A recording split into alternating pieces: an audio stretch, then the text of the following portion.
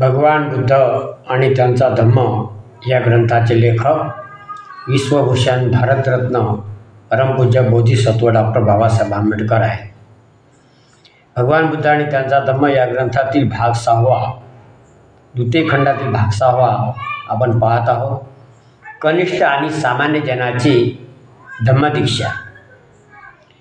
भगवान बुद्धाच्या धम्मामध्ये कनिष्ठ उच्च नीच असं काहीही नव्हतं आणि आजसुद्धा नाही आहे.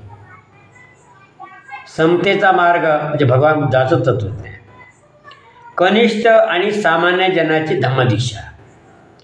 इतर धर्मामध्ये उच्च दर्जाचे लोकांना, उच्च जातीच्या उच्चवर्णीय लोकांनाच ज्ञान घेण्याचा अधिकार त्या काळात होता. आणि भगवान बुद्धानं क्रांती घडवून आणली. सर्व बहुजनासाठी हे ज्ञानाचे दार खुले केले आणि सर्व बहुजनाला आपल्या धर्मामध्ये दीक्षा देण्याचं काम तथागतानं पहिल्यांदा केलेलं आहे. म्हणून कनिष्ठ आणि सामान्य जनाची धम्मदीक्षा म्हणजे ज्यांना कोणी विचारत नव्हतं त्यांची धम्मदीक्षा, त्यांनासुद्धा भगवान बुद्धानं आपल्या धम्मामध्ये दीक्षा देऊन भिक्षू बनवलेला आहे किंवा त्यांचा धम्म त्यांना दिलेला आहे. उपाली नाव्यास धम्मदीक्षा. उपाली नावाचा नावी जसे 12 बलुतेदार होते. खेडेगावामध्ये 12 बलुतेदार असतात आणि त्या 12 बलुतेदारापैकी हा नावीसुद्धा एक बलुतेदारच असतो. आणि मग या बहुजनाला अधिकार नव्हते. त्यांनी त्यांचा आपापला व्यवसाय करायचा आणि व्यवसायात त्यांची जात पडली. उपाली नाव्यास धम्मदीक्षा. परत जात असताना उपाली नावी विचार करू लागला. प्रसंग मागचा जर आपण ग्रंथ ऐकला असेल तर आपल्या लक्षात येऊ शकते. राजकुमारांनी जे दागिन्याचं गाठोडं, दागिने कापडे यांचं जे गाठोडं होतं ते गाठोडं या उपाली नाव्याजवळ दिलं होतं आणि तो गाठोडं घेऊन तो गावाकडे जाय असं त्या राजकुमारांनी सांगितलं होतं.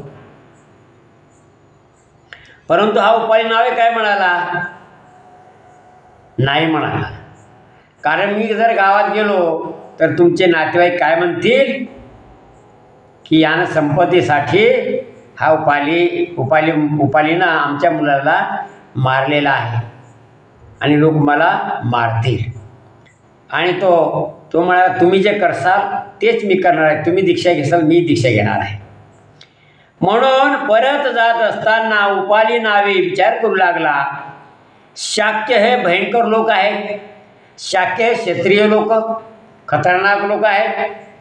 आणि या लोकांसह मी परत गेलो तर मी माझ्या सोबत्यांना ठार मारले आणि त्यांचे अलंकार घेऊन पळालो असे समजून ते मला ठार मारतील अशी भीती त्या उपाली नाव्याला पडलेली आहे. मग शाक्य कुळातील हे तरुण ज्या मार्गाने गेले त्या मार्गाने मी का जाऊ नये? मग या शाक्य कुळातील क्षत्रिय लोक जर चांगल्या मार्गाला जात असतील तर मी सुद्धा का जाऊ नये असा तो उपाली नावे स्वतःशी म्हणाला. खरोखरच मी का जाऊ नये? उपालीने स्वतःशीच विचारले आणि ते अलंकाराचे गाठोडे पाठीवरून खाली उतरून एका झाडाला ते टांगून तो म्हणाला. दागिन्याचं गाठोडं, त्यांच्या अलंकाराचं गाठोडं जे होतं ते एका झाडाच्या फांदीला बांधलं, टांगून तो तिथे काय म्हणाला? ज्याला हे सापडेल त्याने भेट म्हणून ते घेऊन जावे. आणि हे जे दागिन्याचं गाठोडं आहे हे ज्याला सापडेल त्यानं हे घेऊन जावे. आणि तो शाक्य तरुणांच्या मागोमाग जाण्यासाठी मागे फिरला उपाली नावे. शाक्यांनी त्याला दुरूनच येताना पाहिले आणि ते शाक्य तरुण यांनी त्याला पाहिलं, परत आला तो म्हणून. आणि ते त्याला म्हणाले, उपाली तू परत का आलास? आणि त्या राजकुमारांनी त्या उपाली नावाला काय म्हणाले, उपाली तू परत का आलास?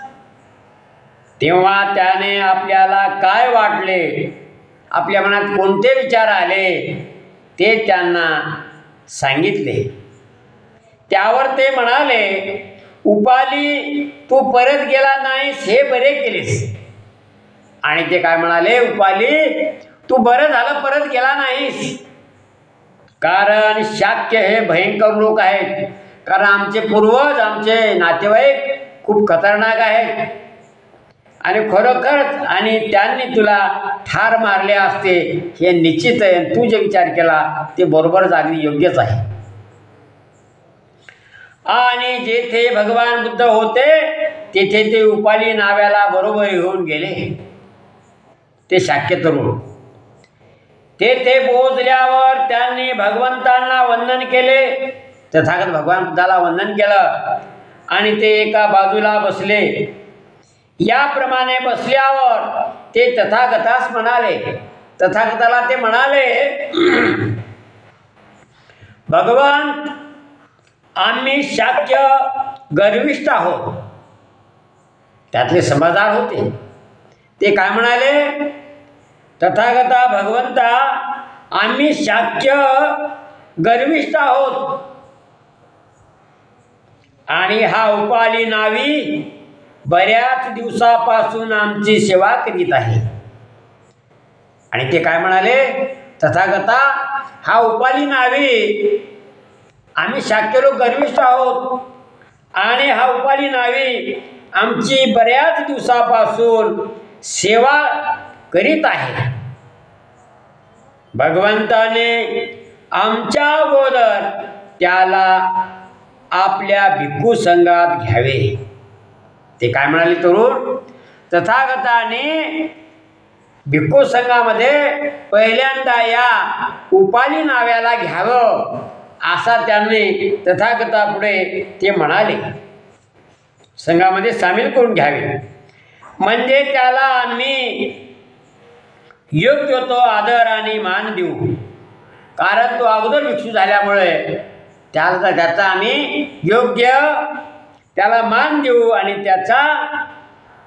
त्याला मान देऊ, त्याचा आदर करू, त्याचा सत्कार ठेवू आणि आमच्यातील ज्येष्ठ म्हणून आम्ही त्याला हात जोडून वंदन करू.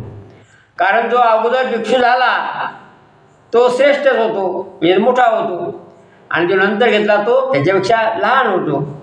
तशा प्रकारे आणि ते म्हणाले, आमच्यातला जो गर्विष्ठपणा तो गर्विष्ठपणा आमचं हरण झालं पाहिजे त्या गर्वाचं, म्हणून आपण त्या उपाली नाव्याला दीक्षा द्यावी आणि मग आम्ही तो आमच्यातील ज्येष्ठ म्हणून आम्ही त्याला हात जोडून वंदन करू. म्हणजे अशा रीतीने आमच्यातील शाक्यत्वाचा गर्व नष्ट होईल असे ते तरुण शाक्य तरुण म्हणाले, राजकुमार म्हणाले. तेव्हा तथागताने पहिल्या प्रथम उपाली नाव्याला प्रवर्जा देऊन म्हणजे दीक्षा देऊन ते भिक्खू संघात सामील करून घेतले आणि त्यानंतर त्या शाक्य कुळातील तरुणांना भिक्खू संघाची दीक्षा दिली. आणि मग तथागतानं सुद्धा जसं त्यांनी सांगितलं त्याप्रमाणे त्यांना दीक्षा दिली. अशा प्रकारे भगवान थोडक्यात सांगायचं की भगवान बुद्धाच्या धम्मामध्ये काय आहे, समता आहे, विषमता नाही, श्रेष्ठ नाही, उच्च नाही, नीच नाही, गर्व नाही, म्हणजे अशी भेदभाव धम्मामध्ये नाही. समतेचं तत्वज्ञान भगवान, समता म्हणजे तथागत भगवान बुद्धाचा धम्म. अशा प्रकारे उपाली नाव्याला दीक्षा दिली. राहिलेला भाग आता उद्याला आपण सुनीत नावाच्या भंग्यास धम्मदीक्षा, तर उद्याचा भाग आपण पाहूया.